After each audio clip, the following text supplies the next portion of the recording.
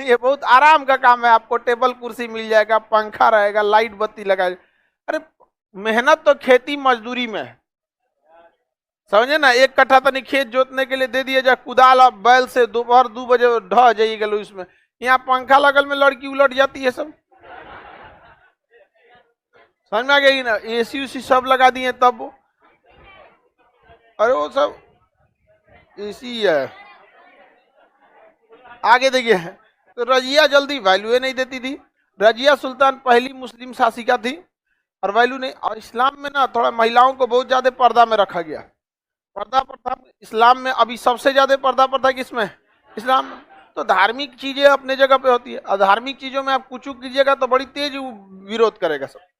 जैसे अगर कोई धार्मिक व्यक्ति है, उसको साइंस के लेबोरेटरी में घुसा दीजिए, उसको पकड़ा दीजिए, ओम मीटर पकड़ा दीजिए, चाहे वोल्ट मीटर पकड़ा दीजिए, वो 4 जगह गलत डालेगा, सीरीज को जोड़ देगा पैरेलल में, पैरेलल को जोड़ देगा सीरीज में। लेकिन कभी भी फिजिक्स का प्रोफेसर उसको नहीं सुनाने जाएगा, हाँ, क्या गड़बड़ कर दिया है, यहाँ पर आराम समझा देगा, नहीं इसको सीरीज में नहीं पैरेलल।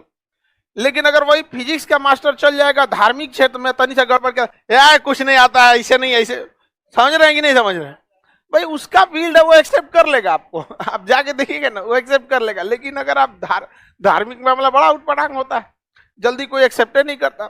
रजिया सुल्तान को लोग एक्सेप्ट नहीं कर रहे थे।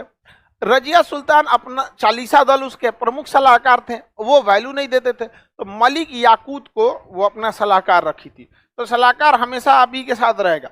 आप फिल्मों में देखिएगा, नेताओं का पर्सनल सेक्रेटरी है तो हमेशा सलाहकार में। तो ये ससुर हल्ला कर दिया कि फसल है ओकरा से, समझ में आ गया कि नहीं आ गया। महिलाओं को भी एक चीज ये अच्छा से सोच समझ के रखना चाहिए कि बिहेवियर से ये ना पता चलेगी मतलब फसल है, सेक्रेटरी को एक मेंटेन करना है। लेकिन महिला सब क्या होता है ना कि उनको लगता है कि जितना लोग उससे अच्छे से बात करते हैं, उसको लगता है कि लोग इतने ही अच्छे होते हैं। ये सबसे बड़ी खराबी होती है, समझे में नहीं आता है लोग, समझ में आ गई ना क्या। तो ये फर्क नहीं करा पाई रजिया कि भैया ये मेरा सलाहकार है, और चालीसा दल हल्ला करा दिया सब, पूरी दिल्ली में हल्ला हो गया, फसल है रजिया किसे? मलिक याकूत, रजिया फंस गिलो। आगे बढ़े। अरे भाई कम से कम आपको ये पता रहना चाहिए कि लोग आपके बारे में क्या सोच रहे हैं, उस हिसाब से आपकी थिंकिंग रहनी चाहिए। लेकिन महिला सबको लगता है जिस हिसाब से लोग उससे बात करते हैं इज्जत से, और जितना शरीफ बनने की कोशिश करते हैं, लोग वैसे ही रहते हैं। ऐसा नहीं रहता है, समझ में आ रहा है कि नहीं आ रहा है। लड़का सब ऐसा कैसे होता? अरे बबनी, तुमको समझाने का मतलब ज्यादा नहीं समझाना चाहिए। सब लाइफ जब 2-4 बार लात देगी ना तो सबसे आराम से आदमी समझ जाता है। देखिए ये है दिल्ली सल्तनत की राजधानी दिल्ली, और जब इल्तुतमिश के समय आया तो दिल्ली तो पूरा धीरे धीरे एक्सपेंड करते गया। तो हर एरिया को वहां एक अधिकारी नियुक्त करिएगा देखने के लिए। उसी तरह पंजाब का एरिया जो था तबर हिंद, पंजाब के पास कौन जगह था? तबर हिंद। तबर हिंद का भी एक अधिकारी था। तो तबर हिंद का अधिकारी जो था, तो अधिकारी को वेतन मिलेगा कि जमीन? जमीन। तो वो इक्तादार कहलाएगा। तो तबर हिंद का इक्तादार मलिक अल्तुनिया था। क्या नाम था? क्या नाम था? मलिक अल्तुनिया। मलिक अल्तुनिया कहा कि हम महिला को अपना शासिका नियुक्त नहीं करते हैं, हम यहाँ के इक्तादार यानी सर वेतन लेने वाले अधिकारी नहीं, हम यहाँ के राजा रहेंगे। भड़क गई कौन? रजिया सुल्तान। तुरंत हमला कर दी। अरे भैया कुछ प्लानिंग होना चाहिए ना, ऐसे मार दिया हमला कर देंगे यहाँ पे ना, एकदम हमारे अंडर में। अरे भाई उसको देखिए वो कैसे ऐसे थोड़े कूद रहा है। कोई अगर आके आपको ओपन चैलेंज कर रहा है तो वो हाथी के बाहर वाला दांत है, दिख रहा है, उससे वो खाना नहीं खाएगा। उसके अंदर कौन है? तो ये चालीसा दल भड़काए थे सब। रजिया उठी तो हमला कर दी किसके ऊपर? अल्तुनिया के ऊपर। किसके ऊपर?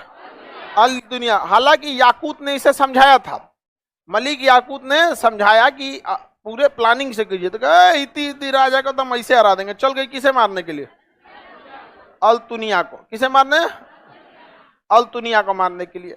अल्तुनिया को घेरी बढ़िया से, लेकिन वहां जाने के बाद युद्ध लंबा खींचा गया और युद्ध में रजिया सुल्तान हारने लगी।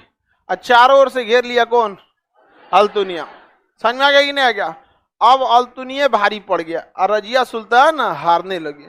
तो युद्ध के मैदान में रजिया ने ऑफर दे दिया कि हमसे ब्याह करोगे। अब आप बताओ, लड़का लोग, लड़की लोग नहीं, लड़का लोग बताओ, ऐसा ऑफर कोई छोड़ेगा? हाँ, काय को छोड़ने वाला उसको यहाँ पे। तो उसने क्या कर दिया, ब्याह कर दिया। बेचारा याकूत अपना नंबर का इंतजार करते रह गया। समझ में आ गया कि नहीं आ गया? आप ऐसा नहीं करना चाहिए रजिया को, है कि नहीं? अरे पहले जो वेटिंग लिस्ट में उसे कंफर्म टिकट दिया जाता है। चलिए आगे बढ़े। तो मलिक अल्तुनिया ने क्या कर लिया, ब्याह कर लिया। कहा कि एक नंबर है आप सर, धोखा दे दिए। तो आगे बढ़े। अरे याकूत को भी सोचना चाहिए, किसी को चाह लेने से कोई अपना नहीं हो जाता। लेकिन सपने देखने पे कहां जीएसटी लगा, अभी फ्यूचर में लगेगा। अभी आप सपना देख सकते हैं। तो अल्तुनिया से विवाह हो गया किसका, रजिया सुल्तान का। अब यहाँ चालीसा दल वाला और भड़क गया सब। कहा सब देख रहा है, ऐसा नहीं तो राजा बनेगा सब, गया युद्ध करने चला या ब्याह करके। ये सेम वही हो गया जो चंद्रगुप्त मौर्य के साथ हुआ था। बस चंद्रगुप्त मौर्य के साथ था, ये उल्टा हो गया। आया था सेल्यूकस निकेटर हराने चंद्रगुप्त मौर्य, हार गया, अपनी बेटी कार्नेलिया को देके चल गया। यहाँ उल्टा हो गया, रजिया गई हराने के लिए, हार गई, अब ब्याह करके चले। लड़की होने का फायदा उठा ली।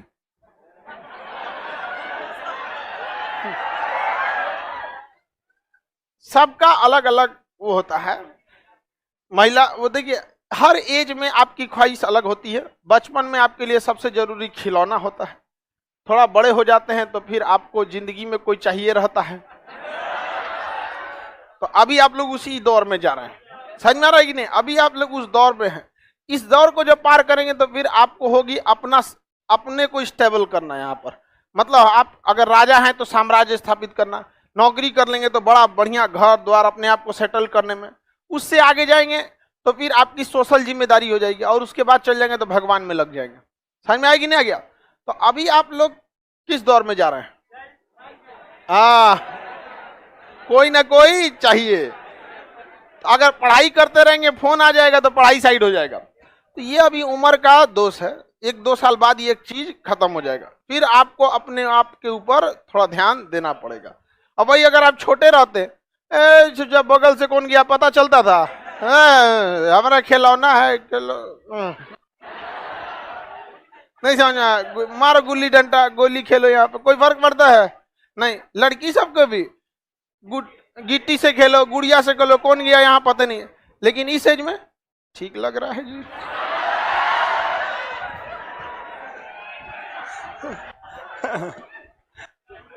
बोलती नहीं है साहब। चलिए आगे बढ़े। रजिया का ब्याह किससे हो गया? अल्तुनिया से। अल्तुनिया से ब्याह हो गया, चालीसा दल फूल भड़क गया सब।